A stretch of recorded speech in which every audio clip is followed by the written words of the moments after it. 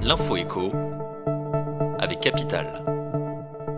On commence par le chiffre du jour. Moins 7%, c'est le niveau de dégringolade enregistré sur le nombre de permis de construire délivrés en 2018.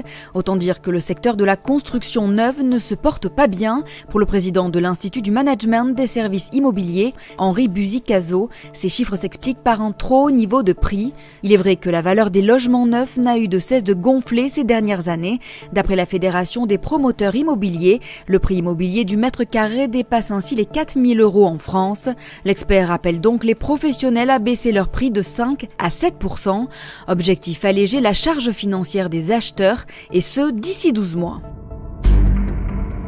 Le coup de gueule du jour est poussé contre le compteur Linky. À en croire Enedis, en charge de l'installation du compteur, son coût de 15 € par an serait largement compensé par les économies d'énergie qu'il permettrait de faire.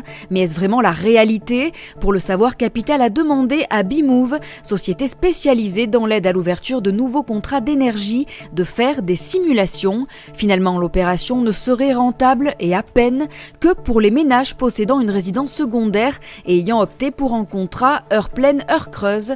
Pour les autres, les économies réalisées ne suffiraient pas à compenser le coût forfaitaire du compteur. Pire, dans certaines configurations, le Linky peut faire perdre de l'argent. Retrouvez donc toutes nos simulations sur capital.fr.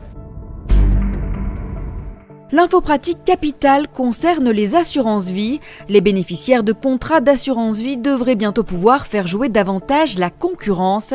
Une liasse de 5 amendements à la loi Pacte vient d'être adoptée en commission spéciale de l'Assemblée. L'objectif est d'améliorer la transférabilité des contrats. Si le transfert d'un assureur à un autre n'est toujours pas d'actualité, le transfert en interne, c'est-à-dire au sein d'un même établissement, semble lui se dessiner. Les épargnants devraient bientôt pouvoir demander à transférer leur vieux contrats vers des contrats plus récents, souvent moins commissionnés et plus rémunérateurs. Autre mesure, les assureurs devraient bientôt être contraints d'afficher plus de données concernant la performance de leurs contrats ainsi que les frais qu'ils prélèvent. Et on termine avec le permis apprenti motard. Principalement destiné aux adolescents, il leur permet de conduire des cyclomoteurs de moins de 50 cm3 ou des voiturettes. Cependant, depuis le 1er mars, il est plus difficile et plus coûteux de l'obtenir. La formation passe d'une durée totale de 7 à 8 heures, et ce pour insister sur la prévention routière.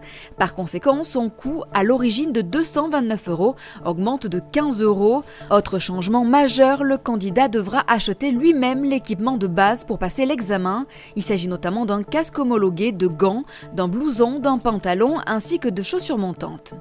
C'était l'info écho avec Capital.